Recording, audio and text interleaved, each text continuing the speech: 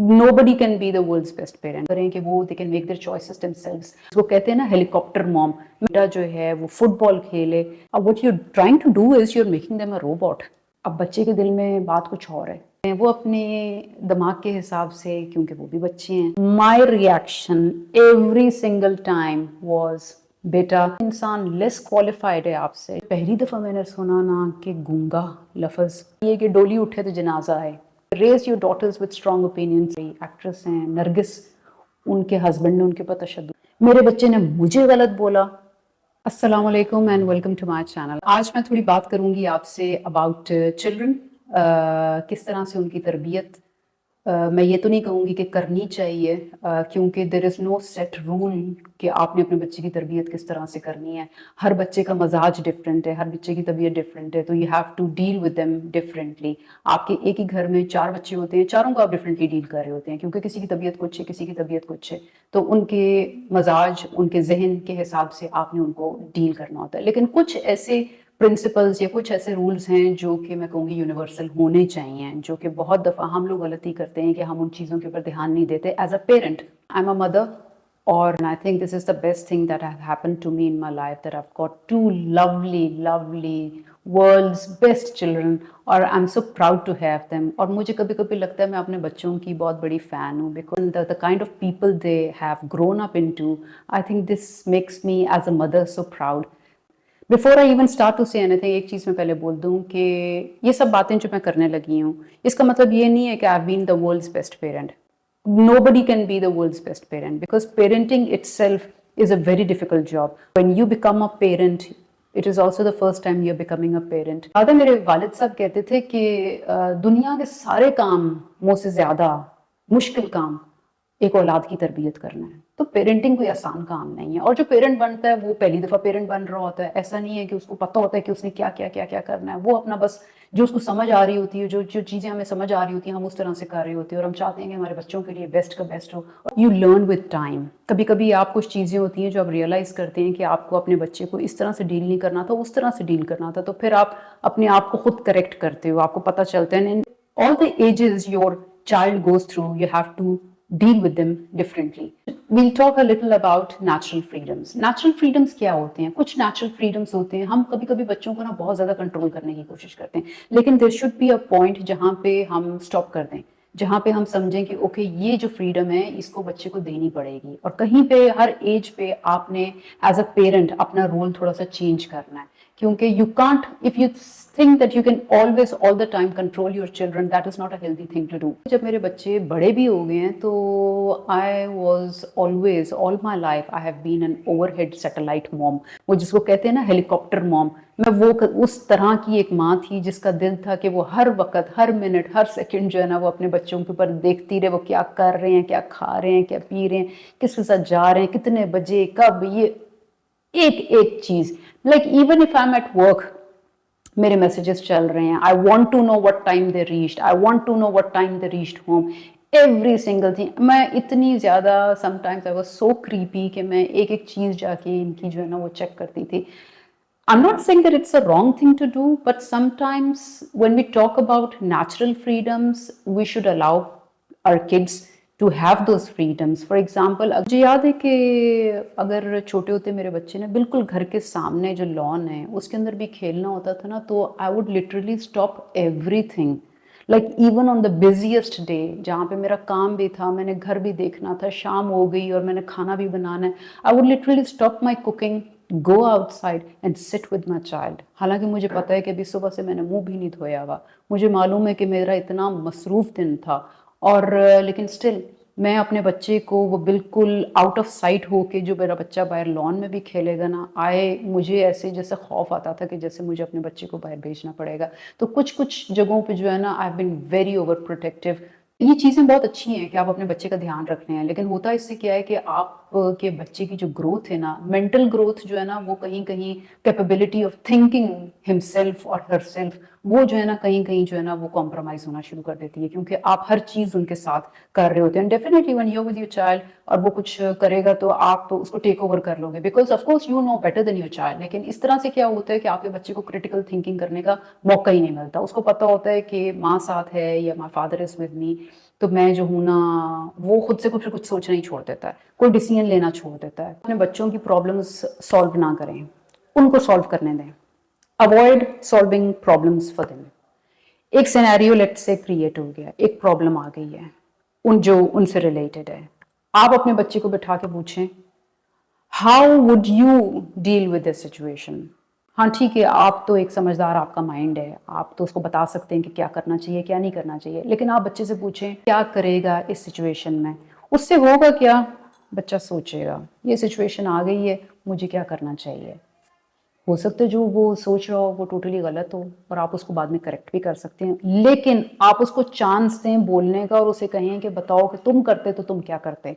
उससे ये कि बच्चा आपका क्रिटिकल थिंकिंग करेगा। जरूरी है कि आप अपने बच्चों को एज रिलेटेड या एज अप्रोप्रिएट कह सकते हैं डिसीजंस उनको लेने दें, एज अप्रोप्रिएट उनको रिस्पॉन्सिबिलिटीज दें, एज अप्रोप्रिएट उनको फ्रीडम्स दें, क्योंकि बहुत ज़रूरी है। मिसाल के तौर पे आई रिमेंबर जब मेरा बेटा बहुत छोटा था, मैं हमें 4-5 साल का था, और जब उसने सुबह जाना होता था स्कूल, तो मैं लिटरली 2-3 कमीज़ें जो नहीं है, लाइक 2 कमीज़ें जो भी उसने कपड़े पहनने उसमें से 2 सेट्स निकाल के सामने रखने, और मैंने उससे पूछना, बेटा आपने ये ब्लू वाला पहनना है या रेड वाला पहनना है या वाइट या व्हाटएवर, आपने ये पहनना है या ये पहनना है। So he can choose his colour, so he knows कि मैं कोई चीज पसंद कर सकता हूँ, मेरी बात की कोई वैल्यू है, मेरे ओपिनियन की कोई वैल्यू है। So this is how you teach your child कि उसने एक्सप्रेस करना है, क्योंकि बहुत दफा ये होता है। एंड मैंने जो हमारी पुरानी जनरेशन थी इसमें भी बहुत ज्यादा ये चीज थी कि एक्सप्रेशन नहीं था, आप एक्सप्रेस नहीं कर सकते, घर में कोई क्वेश्चन ही नहीं, आपसे पूछा ही नहीं जाता बच्चे से कि वो क्या खाना चाहता है। मैं थोड़ा सा पुराने वक्त की बात करें, घर का एक सेट रूल है, उसके अंदर अम्मी ने ये पका दिया, ये खिला दिया, ये कर दिया, ये ऐसे हो गया, ये वैसे हो गया। बच्चों से बहुत दफा पूछा नहीं जाता कि बेटा आपको क्या पसंद है, आपको ये चीज पसंद, माँ कपड़े लेके आ गई है वो पहन लिए, ठीक है, to a certain point it's very correct, लेकिन कभी कभी आप बच्चों को अलाउ करें कि वो they can make their choices themselves.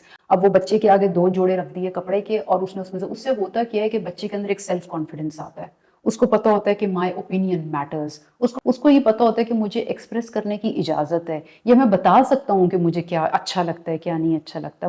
मुझे अगर ये पैंट लंबी है तो मुझे ये प्रॉब्लम करती है, बजाय इसके कि बस ठीक है जो पहना दिया वो पहना दे। ये बात कहने को बहुत छोटी है, लेकिन this teaches you for your life कि अगर आपको कोई चीज़ ठीक नहीं लग रही ज़िंदगी के अंदर तो आप एटलीस्ट एक्सप्रेशन अपना दे सकते हैं, आप बता सकते हैं कि भाई ये चीज़ें ये इस वजह से मुझे ठीक नहीं लग रही। दूसरी बात ये कि उनको एक्टिविटीज़ जो हैं वो उनको सिलेक्ट करने दें, जस्ट बिकॉज कि I want my son to become a footballer because football का बहुत ट्रेंड है, या तो मैं चाहती हूँ कि मेरा बेटा जो है वो फुटबॉल खेले। I should not push my son to play football just because I want him to play football.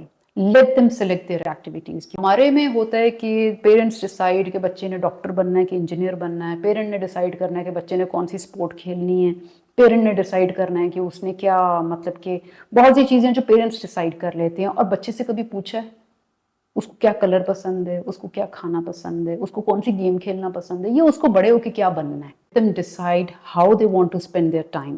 Sometimes, like for example, अगर 5 दिन 4 दिन, 4 दिन अगर वो अपनी आपकी रूटीन से चल रहे हैं तो 3 days of the week let them decide how they want to spend their time when they come home. क्योंकि बहुत ये भी ज़रूरी है कि क्योंकि हर वक्त कहना कि अभी तुम्हारे खाने का टाइम हो गया, अभी तुम्हारे पढ़ने का टाइम हो गया, अभी तुम्हारे सोने का टाइम हो गया। No doubt this is important, this is how you teach your child how to be disciplined, but there should be a balance. What you trying to do is you are making them a robot. ठीक है, वो discipline वगैरह चीज़ें ठीक हैं, उनके अंदर एक इंसानी एक वो जो नहीं है टच वो रहने। मैंने छोटे छोटे बच्चों को देखा है, लदे हुए बक्से उठाए हुए उन्होंने और वो स्कूल जा रहे हैं। पढ़ाई आप करते हैं इस दुनिया के अंदर अपना रोजगार के लिए, पर्सनल सेल्फ डेवलपमेंट के लिए इंसान अपनी पढ़ाई करता है। इतने बड़े बड़े लदे हुए हैं बक्से और बच्चों के चेहरों के ऊपर इतना डिप्रेशन है, और वो जा रहे हैं स्कूलों में, और वो बेचारे पता नहीं, मतलब कि वो मुझे सिस्टम थोड़ा सा लगता है अजीब लगता है, क्योंकि आप अपने बच्चे को, ठीक है वो एक अपनी तरफ से तो आप उसको एक डिसिप्लिन सिखा रहे हैं, बड़ा कुछ कर रहे हैं, लेकिन उसकी मेंटल जो हेल्थ है वो कहीं ना कहीं अफेक्ट हो रही है। अपने बच्चों को बोलें, बल्कि मुंह से बोलें कि आपके जो दिल में बताएं, एक्सप्रेस करें अपनी फीलिंग्स को, बताएं कि आपके दिल के अंदर क्या है, आप क्या पसंद करते हैं, आप क्या चाहते हैं, आपकी सोच क्या है। ये चीज़ें अपने बच्चों के साथ बात करें, क्योंकि उनको आदत पड़े एक्सप्रेस करने की। हमारे बहुत दफ़ा देखा जाता है कि एक्सप्रेशन का रवाज नहीं है। माँ बाप ने एक चीज़ कह दी है, वो पत्थर के ऊपर लकीर है, वो करनी है। अब बच्चे के दिल में बात कुछ और है, वो कह भी नहीं सकता, क्योंकि एक घर के अंदर एक सेट रूल है कि जी वो एक मिलिट्री माहौल बना हुआ है कि जी बस बता दिया और वो करना है। आया वो ये स्पोर्ट करना चाहता है कि नहीं चाहता, आया वो ये हॉबी चाहता है कि नहीं चाहता, आया वो ये जॉब करना चाहता है कि नहीं चाहता, ये एजुकेशन पढ़ना चाहता है कि नहीं चाहता। अपने बच्चों के साथ एक्सप्रेस करें, उनको बताएं आपको उनको साथ कितना प्यार है, या आपकी जो फीलिंग्स है उनके साथ डिस्कस करें। इससे ये कि वो सुनेंगे और उनको एक बॉन्डिंग बनेगी। बेटा बेटी जब आते थे स्कूल से तो मैं उनसे ज़रूर पूछती थी कि बेटा आपका दिन कैसा गुजरा है। और मुझे याद है कि चाहे उन्होंने कुछ भी किया हो, कुछ भी किया हो, आई वॉन्ट टू लिसन। चाहे वो बैठे रहे हैं, चाहे क्या खेला है, क्या खाया है, किससे बात की है, क्या, आई वॉन्टेड टू लिसन। बच्चे अगर स्कूल से आते हैं और आप उनके साथ कम्युनिकेट ही नहीं करते, आओ जी खाने का टाइम हो गया, आओ जी पढ़ने का टाइम हो गया, आओ जी ट्यूशन का टाइम हो गया, बल्कि ये चीज़ें तो सारों को पता हैं, ये चीज़ें तो ऑलरेडी सब लोग कर रहे हैं। हम क्या नहीं कर रहे, हम ये नहीं कर रहे कि हम बच्चे से बात नहीं करते, हम ये नहीं कर रहे कि हम बच्चे के साथ एक्सप्रेस नहीं करते, हम ये नहीं बात करते कि हम बच्चों को अलाउ करें कि उनके जो दिल में बात है वो करें हमसे आके, चाहे फिर वो जो भी बात है। मैंने अपने बच्चों से कहा है कि बेटा कोई भी बात हो मेरे कान में आके कह देनी है, क्योंकि ये बात मुझे मेरे बाबा कहते होते थे। वो कहते थे कि बेटा कोई भी बात हो, अगर मामा से नहीं कर सकते मेरे कान में आके कह देना। तो मैं अपने बच्चों से कहती हूँ कोई बात अगर आपको है दिल में, अगर आप ऊंचे नहीं कर सकते मेरे कान में आके कर देना। क्योंकि होगा पता है क्या, अगर आप अपने बच्चे की बात नहीं सुनेंगे, अगर आप उसका फ्रेंड नहीं बनेंगे या फ्रेंड बन के उससे बात नहीं करेंगे, या उसकी कहानियाँ या उसकी प्रॉब्लम जो भी, no matter what your child says, no matter what your child says, listen, don't interrupt, listen to your child. वो क्या कह रहा है, सिर्फ उसकी बात सुन के ना, चाहे वो कोई भी बात कर रहा है, उससे आपको काफ़ी चीज़ें जो है ना अपने बच्चे के बारे में पता चलेंगी। तो हमारा है कि हम ऑर्डर्स देते हैं, ऐसे करना है, वैसे करना है, ये करना है, वो करना है, इधर नहीं जाना, उधर नहीं जाना, पढ़ने का टाइम हो गया, ये चीज़ें हम करते हैं। लेकिन बच्चे के दिल में क्या है, आया उसके सर में दर्द है, आया उसको ये सब्जेक्ट पसंद है नहीं पसंद, आया उसको टीचर पसंद है नहीं पसंद, ये चीज़ें हम बच्चे के साथ बात करके पूछते ही नहीं हैं। तो ये बड़ा ज़रूरी है, क्योंकि होगा क्या कि अगर आप अपने बच्चे से बात नहीं करेंगे, उसके साथ बात करने के लिए लोग पता कौन से आएंगे, वो जो सो कॉल्ड स्कॉलर्स हैं ना, जो उसी के क्लासमेट्स हैं, वो आ जाएंगे। फिर वो आपका बच्चा उनसे बातें करेगा, फिर वो आपके बच्चे को क्या मशवरा देंगे, कैसी नसीहतें करेंगे, ये मुझे बताने की ज़रूरत नहीं है। फिर आपका बच्चा उनके बताई हुई चीज़ों का, कोई कहेगा नहीं तुम्हारी माँ ने गलत किया, कोई कहेगा नहीं तुम्हारे घर वाले तो बड़े तुम्हें बुरा समझते हैं, कोई कहेगा तुम्हारे घर वालों ने तुम्हारे से ठीक नहीं किया, यार वो तुम्हारे पे इतनी सख्ती करते हैं, हमारे घर में तो इतनी सख्ती नहीं होती। ऐसे की बातें तो आपका बच्चा इवेंचुअली आपसे आहिस्ता आहिस्ता दूर होना शुरू हो जाएगा। इसलिए बहुत ज़रूरी है कि आप अपने कान हमेशा खुले रखें अपने बच्चों के लिए। तो अपने बेटे से कहती होती थी बेटा मुझे कोई कहानी सुना दो। अगर मैं उसे पूछूं ना कि बेटा आपने क्या किया, नहीं अच्छा दिन था, और जब मैंने देखा ना ये बहुत मोनोटोनस होता जा रहा है रोज़ रोज़ कि एक ही चीज़ होती है कि मैं पढ़ लिया, ये लिया, वो लिया, तो मैंने उसको एक दिन कहा कि बेटा कोई कहानी सुनाओ मुझे। अच्छा, तब फिर कोई नई चीज़ें आपको दरियाफ्त होती हैं, तब कोई, और कहीं ना कहीं वो जो चीज़ें वो जो आपका बच्चा सोच रहा होता है, कहीं ना कहीं वो रिलेट हो रही होती हैं।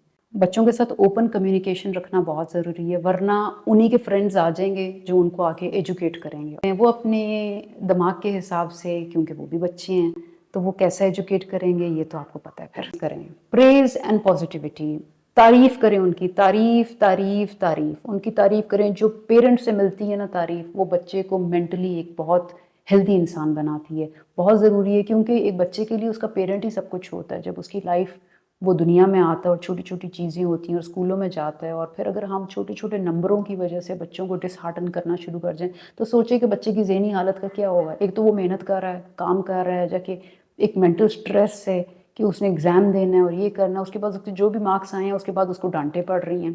मुझे याद है कि मेरे जो बच्चे हैं वो कभी होता है कि ऐसा नहीं है कि वो हर चीज़ में 100% 95% नाइन कभी कभी होता है तो कुछ सब्जेक्ट्स में थोड़े नंबर भी आए हैं। और मुझे याद है जब भी मेरा बेटा या बेटी मुझे ऐसे लिखते हैं स्कूल से कि माँ आज हमारा पेपर इतना अच्छा नहीं गया and I scored only 40% for example या 50%, और मैं घर आ रही हूँ या घर आ रहा हूँ, my reaction every single time was, बेटा you have given your best shot.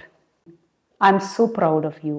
Come home, we are going to celebrate this 40% or 50% or 30% or whatever percentage it is. We are going to celebrate it. और हमने celebrate किया उसको, चाहे वो हमने एक special खाना बना के घर में खा लिया, चाहे हमने एक छोटा सा केक ला के उसको काट लिया, या हमने कुछ स्पेशल बाहर जाके आइसक्रीम खा ली, but we give it a name. क्योंकि मैंने ये कभी नहीं कहा कि नहीं तुमने 40 लिए, तुमने 60 क्यों नहीं लिए, तुमने 80 क्यों नहीं ले। I mean what kind of attitude as a parent is that? आप लेकर आए हैं 80%, आप लेकर आए हैं 95%। अगर एक बच्चा ले आया 80% या 95% और what ever percentage, do not compare with the other child. मुझे इससे मैटर नहीं करता, मुझे इस चीज़ से मैटर करता है कि मेरे बच्चे ने मेहनत कितनी है, और एज लॉन्ग एज मेरे बच्चे ने मेहनत की है तो फिर नंबर्स या फिगर्स मेरे लिए इतना वैल्यू नहीं रखते। मुझे नंबर्स और फिगर्स और ये कंपटीशन की गेम के अंदर आप अपने बच्चों को ज़हनी मरीज़ बना देते हैं। मुझे तकलीफ़ होती है देख देख के कभी कभी कि बच्चे इतने ज़्यादा, ट्यूशन का टाइम हो गया, ये टाइम हो गया, वो टाइम हो गया। अब शायद कोई ये समझे कि मैं इतनी डिसिप्लिन नहीं हूँ, लेकिन मेरा मकसद सिर्फ कहने का ये है कि इन सब चीज़ों के अंदर जो चीज़ हम इग्नोर करते हैं ना, वो है बच्चे की ज़हनी हालत। वो बहुत ज़रूरी है।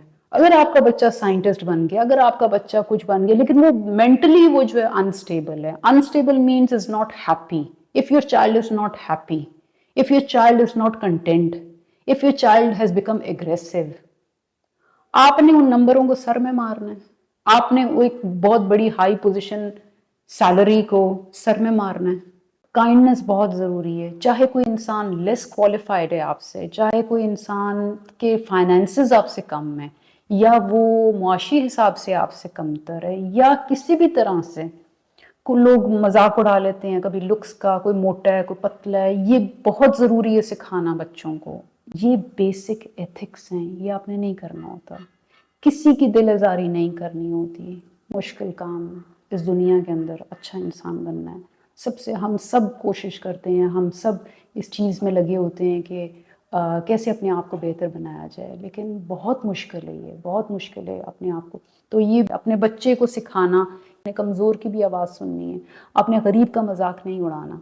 आप लोग, अफसोस के साथ कहना पड़ता है कि बहुत से लोग जो बेचारे माजूर होते हैं उनका मजाक उड़ा लेते हैं। मुझे रिसेंटली एक एक्सपीरियंस हुआ कि मैं एक जगह पे थी, गई वहाँ पे, तो उधर एक शख्स था जो बोल नहीं सकता था और बहुत मेहनती इंसान था, लेकिन वो बात नहीं कर सकता था। वो अल्लाह ताला की तरफ से वो ना सुन सकता था ना बोल सकता था, और सारे लोग उसको कहते थे गूंगा। ਉਹ गूंगा आ गया है, ਉਹ गूंगे ਨੂੰ ਇਹ ਕੰਮ ਕਹਿ ਛੜੋ, ਉਹ गूंगे ਨੂੰ ਉਹ ਕੰਮ ਕਹਿ ਛੜੋ, गूंगा ਜਿਹੜਾ ना बड़ा इस तरह, गूंगा ओ गूंगा ए। और मैंने देखा कि सिर्फ घर वाले नहीं, मोहल्ले वाले, बल्कि पूरा शहर, उसी शहर में वो पैदा हुआ था, लोग उसको जानते थे, उससे काम शाम करवाते थे, और हर कोई उसको कहता था ओ गूंगे नू कह लो कम, ओ गूंगा आया सी, ओ गूंगा आया तो गूंगा। तो मुझे जब पहली दफ़ा मैंने सुना ना कि गूंगा लफ्ज़, मुझे पता नहीं एक्सेप्ट नहीं हुआ। How can you make somebody's weakness which is given by Allah his identity? आप उसकी शनाख्त बना दी आपने उसको कि वो गूंगा है। And you know what, it was difficult for me to accept.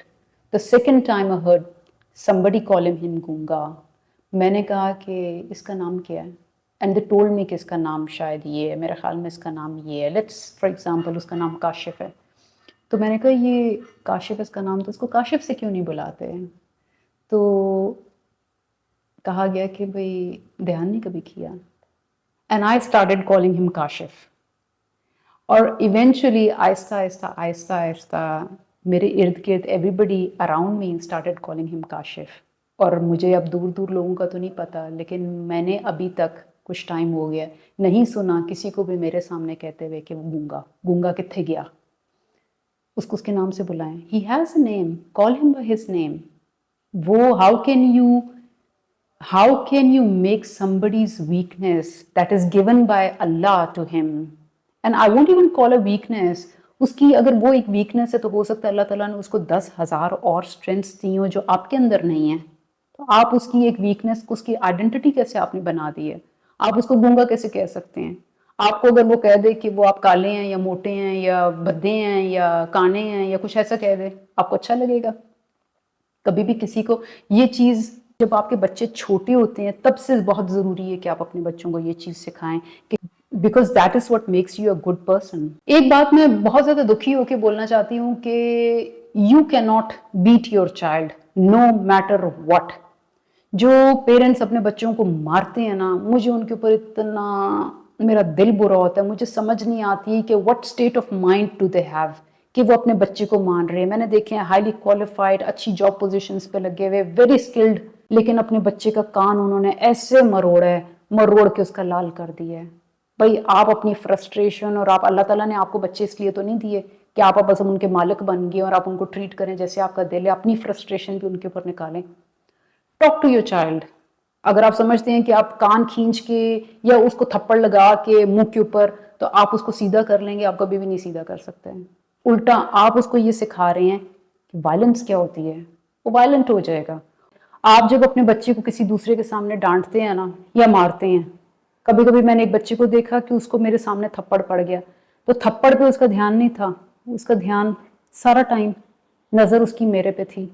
उसको ये इंसल्ट फील हो रही थी कि इन्होंने मुझे देखा है मार पड़ते हुए। ये फिर जो आपके मारे हुए थप्पड़ है ना, ये वो एक टाइम पे ना आपको तो मार नहीं सकता क्योंकि आप पावरफुल ने उसके आगे। वो फिर स्कूल में जाके गुस्सा निकालेगा, वो कहीं सड़क पे गुस्सा निकालेगा, वो कहीं और में जाके झगड़ा करेगा, वो चीज़ें फेंकने लग जाएगा।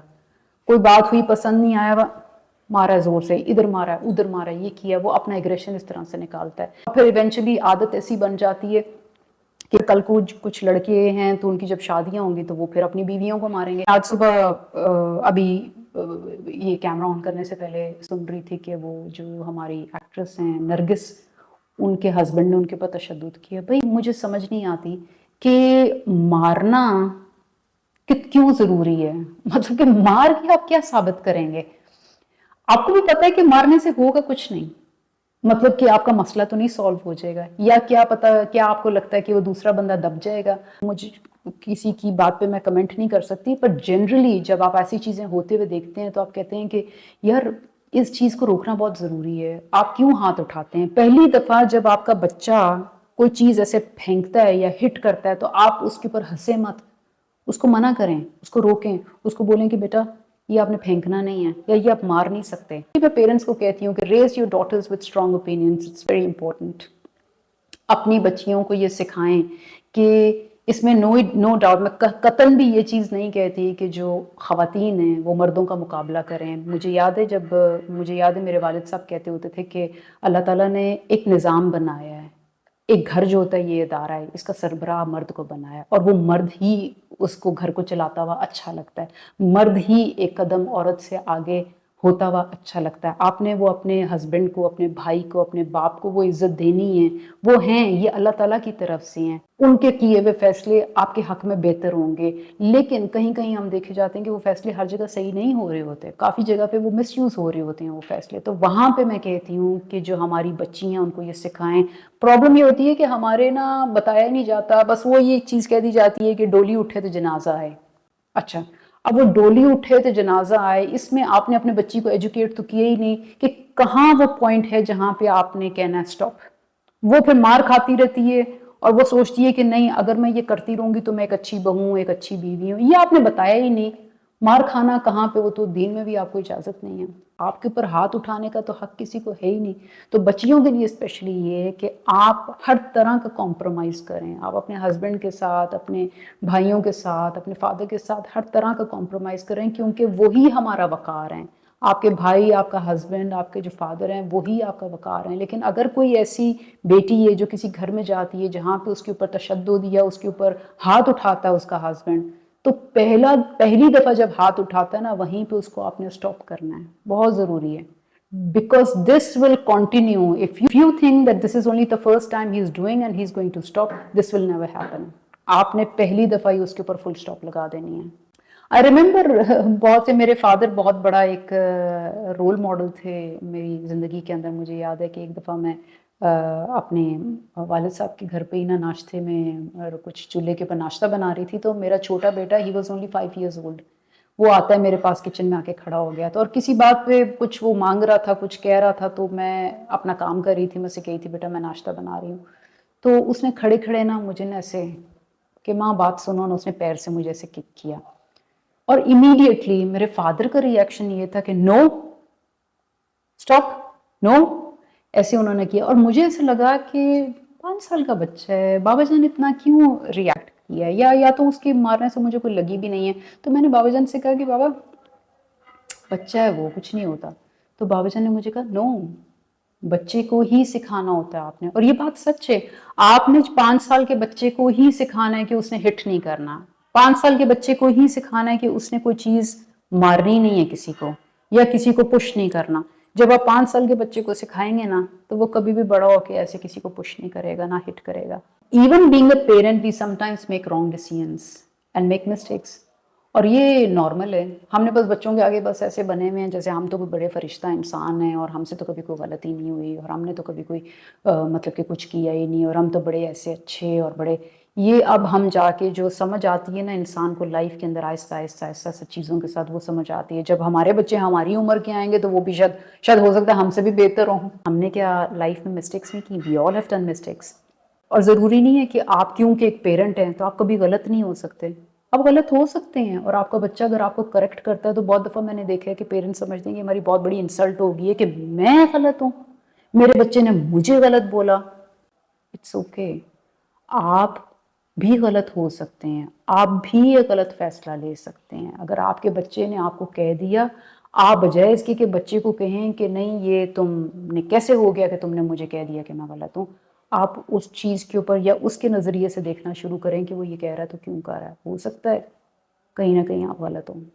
हर माँ बाप, हर पेरेंट अपना बेस्ट देते हैं, मतलब कि बेस्ट ऑफ द बेस्ट देते हैं। ऐसा नहीं है कि कोई भी पेरेंट जानबूझ के कोई अपने बच्चे के लिए कुछ गलत फैसला करता है या कुछ करता है, लेकिन चीज़ें हो जाती हैं। कभी कभी कुछ चीज़ों का एक्सपीरियंस नहीं होता। As a parent also we are learning. तो एक इतना वास्ट सब्जेक्ट है कि आप इसको ये 10, 20, 30, 40 मिनट में तो कवर कर ही नहीं सकते। इतनी मैंने बातें की हैं, ये मेरे ख्याल में सिर्फ 5% मैंने टच किया होगा कि आपके जो बच्चों के साथ आपकी जो चीज़ें हैं वो किस तरह से होनी चाहिए।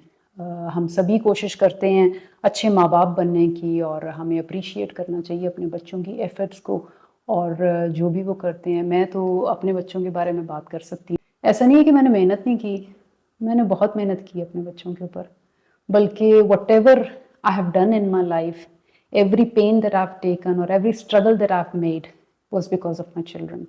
और लेकिन मुझे कभी कभी समझ नहीं आती, और ये लाइन मैंने बहुत दफ़ा बोली है कि मुझे समझ नहीं आती कि मैंने कौन सी नेकी की थी कि जिसके सिले में अल्लाह ताला ने मुझे इतने इतने फर्माबरदार और इतने अच्छे बच्चे जो है ना, वो अल्लाह ताला का बहुत बड़ा तोहफ़ा है। उसका मैं जितना शुक्र अदा करूँ उतना कम है। मुझे पता नहीं ऐसा फ़ील होता है कि अगर आप बहुत अमीर भी हो गए हैं, आपने कमा लिया है, क्योंकि यही है ना आजकल रेस दुनिया में, कमाओ पैसा, आगे निकलो। किसी के पास 10 गाड़ियाँ हैं, किसी के पास 4 हैं, लोग और ज़्यादा से ज़्यादा की तलाश में हैं। मुझे ऐसा फ़ील होता है कि अगर आपके पास, आप एक मैंशन में भी रह रहे हैं, आप बाहर गाड़ियों की गाड़ियाँ खड़ी हैं, बड़ी से बड़ी पोर्श खड़ी है, रेंज रोवर खड़ी है, सब कुछ है आपके पास, लेकिन आप बच्चों के साथ आपका रिलेशन अच्छा नहीं है, मुझे ऐसा लगता है कि इट्स ऑल अ वेस्ट। इन सब चीज़ों का कोई फ़ायदा नहीं है। हम सभी को चाहिए एज पेरेंट्स, और बच्चों को भी चाहिए कि वो अपने माँ बाप की इज़्ज़त करें, अपने माँ बाप का सहारा बने, और अपने माँ बाप के लिए जो कर सकते हैं करें। और हमें एज अ पेरेंट्स भी चाहिए कि हम अपने बच्चों को वो स्पेस प्रोवाइड करें